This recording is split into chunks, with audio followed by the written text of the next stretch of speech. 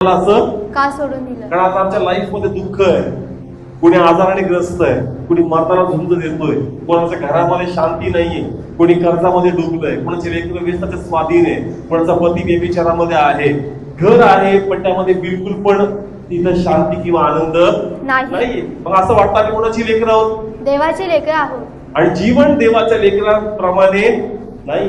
मग प्रश्न पडतो का आमच्या पित्याने आम्हाला काय केलं? सोडलं का? नाही. कारण जैविकरित्या कधी कधी आम्ही म्हणतो का आमच्या आई बापांनी आमच्यासाठी जगतोला काहीच नाही केलं. 90% हे बोलतात की आमच्या आई बापांनी आम्हाला फक्त काय दिला? जन्म दिला आणि आमच्यासाठी काहीच केलं नाही. पण तुम्हाला ते सांगायचंय की त्या पित्यामध्ये आणि ह्या भौतिकच्या पित्यामध्ये फरक. येस.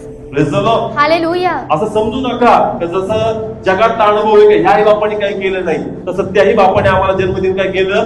सोडून दिलं. त्याने आम्हाला सोडलं नाही. हालेलुया. आम्हाला सत्य समजत नाही म्हणून आम्हाला असं वाटतं की आमच्या पित्याने आम्हाला काय केलं? सोडून दिलं. हालेलुया. जर त्यांनी आम्हाला धरून ठेवलं असतं तर आमच्या वाट्यात त्रास का असते? त्रास देवामुळे नसता.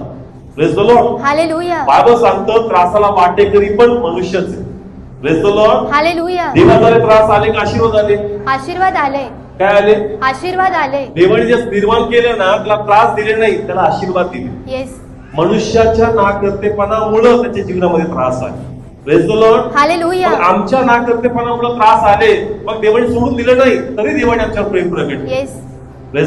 हालेलुया. कधी कधी जर कोणी आमचं ऐकलं नाही तर आम्ही त्याला काय करतो? सोडून देतो. काय करतो? सोडून देतो. पण पित्याने आम्हाला सोडलं का? नाही सोडलं. पण सत्य न समजल्यामुळं आम्हाला असं वाटतं का त्या बापाने आम्हाला काय केलं? सोडून दिलं. त्या बापाने आम्हाला सोडलेलं नाही. आणि देवाची इच्छा आहे या फादर्स डे निमित्ताने तुम्हाला कळावं का त्या पित्याने तुमच्या नाकर्तेपणामुळे तुम्हाला सोडलं नाही, परंतु अधिकच तुम्हाला जवळ घेतलं. येस. आमेन.